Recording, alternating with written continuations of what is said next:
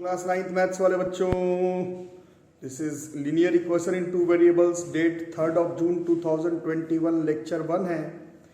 और कल ही मैंने बताया था कि कोऑर्डिनेट ज्योमेट्री क्योंकि हम लोग पढ़ लिए, तो बिल्कुल बस उसका एक एप्लीकेशन घर है linear equation in two variables class 9th का। इसमें कल के क्लास में मैंने बताया था कि वैसे it is a very big chapter, linear equation in two variables is considered as a very big chapter, but in class 9, just like coordinate geometry, we just have to learn what is linear equation in two variables and how to plot the graphs of linear equation in two variables. We don't have to solve many word problems. There are many word problems that you might have learned in class 7th and 8th, and in class 9th in this chapter we will not study too much of word problems. That portion, that section of solving the questions of word problems of linear equations in two variables will be completed in class 10th. ठीक है, समझ में आया होगा आप लोगों को बात। लीनियर इक्वेशन टू वेरिएबल छोटे क्लास से आप लोग पढ़ रहे हैं, लीनियर इक्वेशन टू वेरिएबल छोटे क्लास से ही आपको मालूम है कि काफी बड़ा चैप्टर होता है, बट इस बड़े चैप्टर का सिर्फ एक पोर्शन, सिर्फ इंट्रोडक्शन, सिर्फ ग्राफ खींचना 9th में सीखना है। बाकी 10th क्लास में आपको फिर से linear equations in two variables आपको पढ़ाया जाएगा। तो 9th में कभी ये चैप्टर जब आप लोग जब भी वीडियोस देख रहे होंगे तो कंफ्यूज मत करना कि इतना कम क्यों है, वर्ड प्रॉब्लम कहाँ गया, और बहुत सारी बातें हमने लीनियर इक्वेशन टू वेरिएबल और उसमें वो कहाँ गया, तो वो सब का सब आप लोग क्लास 10th मैथ्स में पढ़ेंगे। ठीक है, बाकी linear equations in two variables chapter को अगर हम लोग देखें linear equations in two variables, तो इसमें हमें क्या क्या पढ़ना है वो अभी हम लोग देखते हैं। तो सबसे पहले दो चैप्टर में हम लोग लगातार देख रहे हैं कि लीनियर इक्वेशंस किसको कहते हैं। तो लीनियर पॉलिनोमियल हमने देखा था, एक ऐसा पॉलिनोमियल जिसमें वेरिएबल का पावर 1, वेरिएबल का मैक्सिमम पावर बोलो चाहे पावर 1 हो, वैसे पॉलिनोमियल को हम लोग लीनियर पॉलिनोमियल्स कहते थे। अब उसी में अगर आप लोगों को ध्यान से याद हो 3x = 6, इसको हम लोग कहते हैं linear equation in one variables. देखो इसको लीनियर क्यों कह रहे हैं, क्योंकि ये वेरिएबल है x, इसका पावर 1 है, वेरिएबल पे पावर 1 लीनियर, और इसमें वेरिएबल का संख्या कितना है, तो एक ही वेरिएबल है x, that is why this is linear equation in one variable. ये जो है वो linear equation in one variable है। y - 5 = 0, 2z + 7 = 0 या 5 या 9, ये सब जो है ये सब लीनियर इक्वेशंस तो है, बट ये लीनियर इक्वेशंस इन वन वेरिएबल है। अब हम लोग थोड़ा सा देखेंगे linear equations in two variables को। ठीक है, ध्यान से देखो, ये linear equations in two variables को अगर देखते हो, ये देखो x + y + 6 = 0, ये है linear equation in two variable.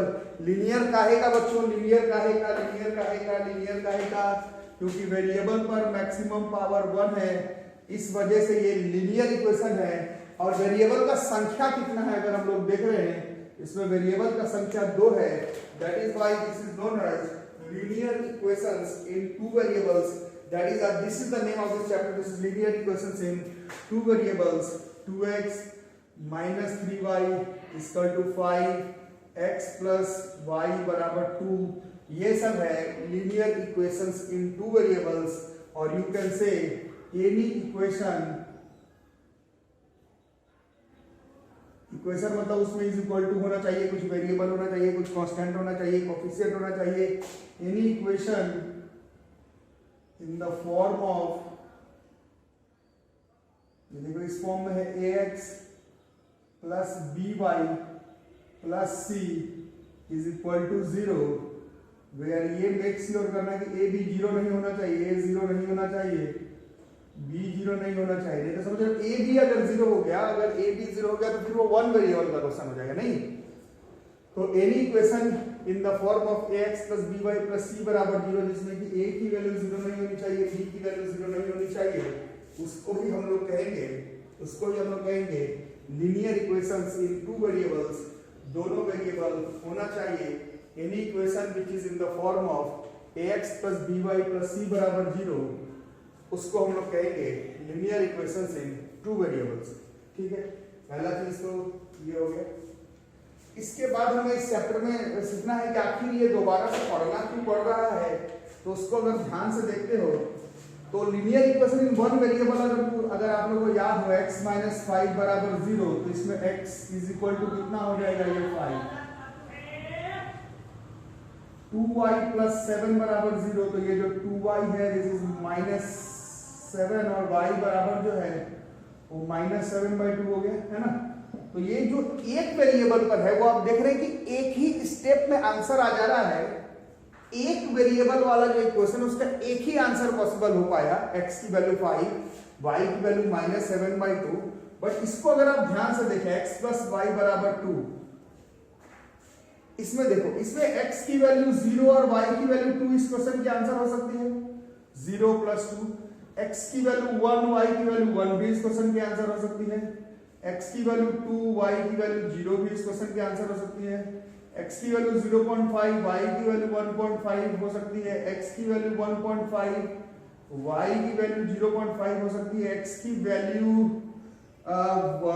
-1 और y की वैल्यू 3 हो सकती है ना। बात समझ में आ रही है कुछ? क्या समझे? अगर linear equation in one variable है तो उस वन वेरिएबल का एक ही आंसर है। बट अगर linear equation in two variable है तो उसमें जरूरी नहीं, उसमें एक आंसर नहीं, it can have infinite number of solutions. कुछ बात समझ में आ रहा है कि नहीं आ रहा है? देख लो कितना सारा, और ऐसे अब इनफाइनाइट आंसर जो है वो आते रहेंगे।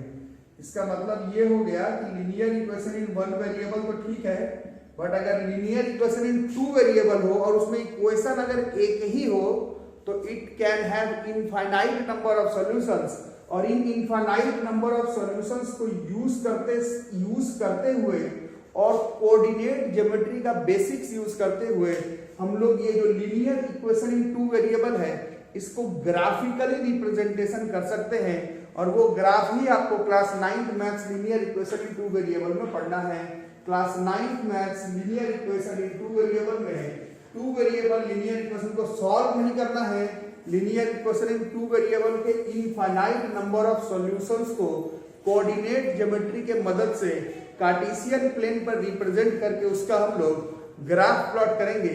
केवल इतना करना है, वर्ड प्रॉब्लम्स और solutions of linear equation in two variables, types of solutions of linear equation in two variables, number of solutions of linear equations in two variables, ये सब हम लोग क्लास 10th मैथ्स में पढ़ेंगे।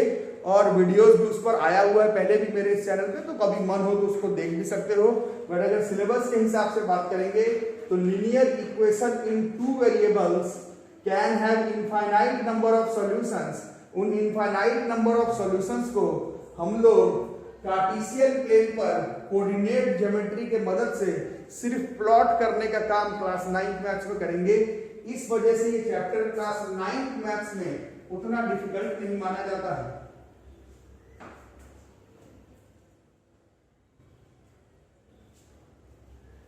ठीक है, तो what we have to do is to just plot the graphs of linear equations in two variables. Class 9th maths में हमें सिर्फ linear equation in two variables का ग्राफ्स को ही केवल प्लॉट करने का जरूरत है। और इसमें फिर फिजिक्स का कॉन्सेप्ट भी इन्वॉल्व होगा। जिन्होंने मोशन चैप्टर अभी तक नहीं पढ़ा है, जैसे मैं देख रहा हूं व्यूज से, अभी भी फिजिक्स का पहला चैप्टर आप लोग में से बहुत लोगों ने नहीं कंप्लीट किया है। मत कंप्लीट करो, अब आपसे होगा भी नहीं। आराम से लाइफ में फेलियर कहलाना। जिनका फिजिक्स का चैप्टर 1 मोशन क्लियर नहीं है, या फिर आपने पढ़ा नहीं, या फिर आपने नोट्स नहीं बनाया, या फिर आपने एनसीईआरटी का क्वेश्चन नहीं किया, आप वैसे में भी कुछ खास कर नहीं पाएंगे, तो फिर मेरा वीडियो देखना पढ़ना वो सब छोड़ दो। मैं देख रहा हूँ सर्कुलर मोशन ही नहीं देखा, बहुत बढ़िया। Equations of uniformly accelerated motion देखा, सर्कुलर मोशन देखा ही नहीं। तो पता नहीं आप लोग के पास कुछ क्या बोलते हैं उसको, भगवान का दिया हुआ कुछ होगा वरदान, जिससे कि आप लोग बिना फिजिक्स पढ़े ही सारा का सारा क्वेश्चन बना लेंगे। बाकी जिन्होंने पढ़ा है, लीनियर इक्वेशंस का इस्तेमाल हमने फिजिक्स में भी किया था जब ग्राफिकल रिप्रेजेंटेशन ऑफ मोशन कर रहे थे। तो वहां पर आप लोग में से जो लोग क्लास किए थे उनको याद होगा, सबसे पहले जब ग्राफिकल रिप्रेजेंटेशन में हम लोग यूनिफॉर्म मोशन यूनिफॉर्म मोशन का मतलब जब बॉडी का स्पीड कांस्टेंट हो, उसका डिस्टेंस टाइम ग्राफ बनाए थे तो वो एक लीनियर ग्राफ था, स्ट्रेट लाइन का ग्राफ था। ऐसे ही कोऑर्डिनेट्स रख करके डिस्टेंस टाइम का, जैसे यहाँ पर एक्स वाई, उसमें डिस्टेंस टाइम का ग्राफ प्लॉट करके स्ट्रेट लाइन बनाए थे, वैसे ही वेलोसिटी टाइम ग्राफ में जहां यूनिफॉर्मली एक्सेलरेटेड मोशन का स्ट्रेट लाइन आया था, वहां पर भी वेलोसिटी टाइम का ग्राफ प्लॉट करने पर स्ट्रेट लाइन आता था यूनिफॉर्म एक्सेलरेशन या फिर यूनिफॉर्म रिटार्डेशन पे। तो फिजिक्स में भी लीनियर इक्वेशंस का बहुत ज्यादा इस्तेमाल है। ये पॉइंट कोऑर्डिनेट प्लॉट करके ग्राफ बनाना हमें फिजिक्स में भी काम आने वाला है और मैथ्स में तो इस चैप्टर में काम आने ही वाला है। मैं फिर से बता दूं, any equation which can be represented in the form of ax + by + c = 0, any equation which can be represented in the form of ax + by + c = 0, it represents linear equations in two variables। Variable का संख्या 2 है, इस वजह से इसको हम लोग linear equations in two variable कहते हैं। लीनियर इसलिए कहते हैं क्योंकि वेरिएबल का पावर जो है वो 1 होना चाहिए। और अलग से ये बार बार मैं पॉलिनोमियल चैप्टर में बता चुका हूँ, बार बार नहीं बताऊंगा कि ये जो a और b और c जो कोफिशिएंट्स है वो रियल नंबर होना चाहिए। वो फिर वो नंबर, फिर आप लोगों में से कुछ लोग बोलेंगे मैंने किताब में पढ़ा है सर कि ये रियल नंबर में होना चाहिए, आपने सिर्फ 0 बताया है कि नहीं होना चाहिए। तो ये मैं अपन पॉलिनोमियल चैप्टर में डील कर चुके हैं कि कोई भी पॉलिनोमियल, कोई भी इक्वेशन का वेरिएबल के बगल वाला कोफिशिएंट्स तो वैसे में भी रियल ही होना चाहिए। तो ये पॉलिनोमियल का कॉन्सेप्ट है। इसको फिर से मेरे को फोन करके परेशान इसमें मत करना कि आपने तो 0 नॉट इक्वल टू लिखवाया है और हमने रियल नंबर्स के बारे में भी पढ़ा है। बाकी हम लोग रियल नंबर्स और पॉलिनोमियल्स पढ़ करके लिए हैं। तो linear equations in two variables में हमें ये दो वेरिएबल है, वेरिएबल का पावर जो है वो 1 होगा। इसको सॉल्व करने बैठेंगे तो it can have infinite number of solutions. उन इनफाइनाइट नंबर ऑफ सॉल्यूशंस को कोऑर्डिनेट ज्योमेट्री और ग्राफ की मदद से हम लोग कार्टेशियन प्लेन पर रिप्रेजेंट कर पाएंगे। और linear equations in two variables पर हमें एक्चुअली में graphical representation of linear equations in two variables को ही हमें पढ़ना है। जैसे कि आप लोग अगर अपना ग्राफ निकाले होंगे तो 1-2 क्वेश्चन से मैं अभी आपको समझाऊंगा कि क्या करना है, ठीक है। तो अगर हम लोग ध्यान से देखेंगे इस इक्वेशन, जो इक्वेशन लिखा होता है x + y = 2, ये बहुत बच्चों को 9th-10th में आप समझ में नहीं आता, बाद में फिर पूछते हैं। तो ये क्या है? This is linear equations in two variable. This is linear equations in two variable. अभी बताया जा रहा है कि it can have infinite number of solutions. तो वो जो इनफाइनाइट नंबर ऑफ सॉल्यूशंस है वो आपको पता लगाना पड़ेगा।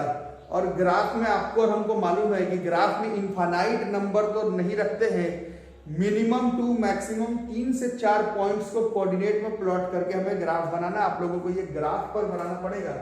तो इसमें अगर हम लोग ऐसा अगर वैल्यूज रखने का ट्राई करें, और ये कुछ लोग पूछते हैं कैसे आ रहा है, ये अपने मन से आ रहा है, कोई भी वैल्यू चलेगा जो इस इक्वेशन को सेटिस्फाई करता हो, यहाँ x और यहाँ y।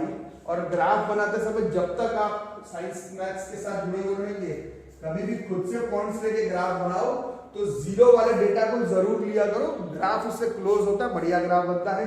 जैसा अगर इसमें x की वैल्यू 0 ले लें, 0 + 2, ये देख लो 0 में 2 जोड़ेंगे तो ये 2 हो जाएगा। वैसे ही x की वैल्यू 2 लेंगे तो y की वैल्यू 0 होगी। और 2 पर ही हो जाता है, बट 9th-10th में बोला जाता है 3 पॉइंट, कोई एक ले लो, ये 1 ले लेते हैं, x की वैल्यू 1 में क्या जोड़ेंगे कि 2 आ जाएगा, तो ये 1। तो ये 3 पॉइंट हो गया। और कल का क्लास उन्होंने कोऑर्डिनेट ज्योमेट्री का किया होगा, कोऑर्डिनेट ज्योमेट्री का इस्तेमाल करेंगे, बट अब ये ग्राफ पर करेंगे। ऐसे कॉपी पर कोऑर्डिनेट नहीं प्लॉट करना है, इसको ग्राफ पे लेकर के चलेंगे, इसको हम लोग ग्राफ पे लेकर के चलेंगे। आज रूल समझाऊंगा, कल मोस्ट प्रोबेबली एक ही दिन में सारा क्वेश्चन बता दूंगा। आज रूल्स, कल एक ही दिन में सारा क्वेश्चन। बच्चों जो लोग मेरे साथ जुड़े हुए हैं उन लोग थोड़ा सा क्लास आप लोगों का मोस्ट प्रोबेबली 8 तारीख से खुलेगा, 8 जून से खुलेगा और मॉर्निंग में खुलेगा। तो मॉर्निंग में आप लोग का स्कूल टाइमिंग ऑनलाइन का ही कब से कब है, ये मेरे को मेरे नंबर पर व्हाट्सएप करके जरूर बताना, उसी हिसाब से हम लोग मैनिपुलेट करेंगे। मोस्ट प्रोबेबली मॉर्निंग में 7:30 पे क्लास होना है। अब कुछ लोग का स्कूल टाइमिंग शायद उससे मैच करेगा ऑनलाइन का, तो मेरे को व्हाट्सएप करना ताकि हम लोग देखें कि उसका क्या उपाय किया जा सकता है। बाकी अभी ग्राफ प्लॉट करते हैं, ठीक। ठीक है। और वैसे में भी कंपलसरी नहीं है, जो लोग ऑनलाइन ही क्लास करना चाहता है आराम से ऑनलाइन करें, उसमें कोई प्रॉब्लम वाली बात नहीं है। बट पेरेंट्स को फी के बारे में रिमाइंडर जरूर आप लोग करवाते रहेंगे, और बाकी जो लोग को लगता है कि ऑफलाइन भी किया जाए वो लोग ऑफलाइन आ जाएंगे, और जो लोग ऑनलाइन ही कर रहे हैं ऑनलाइन अपना करते रहेंगे। ग्राफ प्लॉट करने का ट्राई करते हैं। तो